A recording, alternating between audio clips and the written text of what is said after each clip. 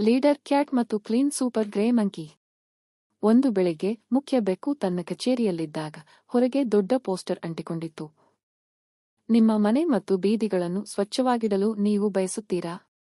ನನಗೆ ಕರೆ ಮಾಡಿ, ಸೂಪರ್ ಗ್ರೇ ಮಂಕಿ. ನಾಯಕ ತನ್ನ ಬೆಕ್ಕಿನ ಕನ್ನಡಕವನ್ನು ಒರೆಸಿಕೊಂಡು ಓದಿದನು. ಇದೇನು? ನಮ್ಮ ಬೂದು ಕೋತಿ ಕ್ಲೀನ್ ಮಾಡುತ್ತಿರುವ ಜಾಹೀರಾತು. ಅಷ್ಟರಲ್ಲೇ ಕಂದು ಕೋತಿಯೊಡೋಡಿ ಬಂದಿತು. ಅವನ ತಲೆಯ ಮೇಲೆ ಹೆಲ್ಮೆಟ್, ಅವನ ಭುಜದ ಮೇಲೆ ಜಗ್ ಮತ್ತು ಅವನ ಕೈಯಲ್ಲಿ ಕ್ಲೀನಿಂಗ್ ಸ್ಪ್ರೇ ಪೈಪ್ ಇತ್ತು. ನಾಯಕ: ನನ್ನ ಕೂದಲು ಇನ್ನೂ ಬೆಳ್ಳಗಿಲ್ಲ.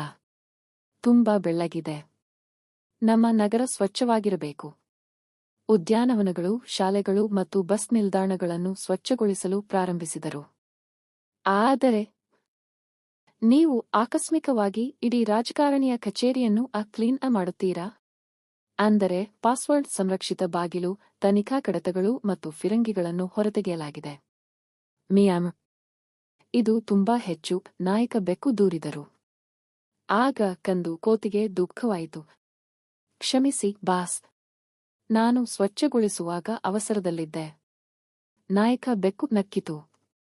ನೀವು ಸೂಪರ್ಮ್ಯಾನ್ನಂತೆ ಇದ್ದೀರಿ. ಆದರೆ ಸ್ವಚ್ಛಗೊಳಿಸುವ ಮೊದಲು ಪ್ರಶ್ನೆಗಳನ್ನು ಕೇಳುವುದು ಉತ್ತಮ.